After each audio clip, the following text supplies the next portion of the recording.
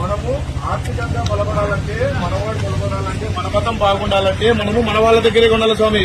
అన్య మతస్థుడు మీ మిత్రుడైనా సరే కొనకండి, మీ శత్రువైనా సరే మన హిందువు దగ్గరే 10 రూపాయలు ఎక్కువైనా కొనండి. ఏం స్వామి, వాళ్ళు ఆర్థికంగా బలపడితే నష్టపోయేది మన మతమే.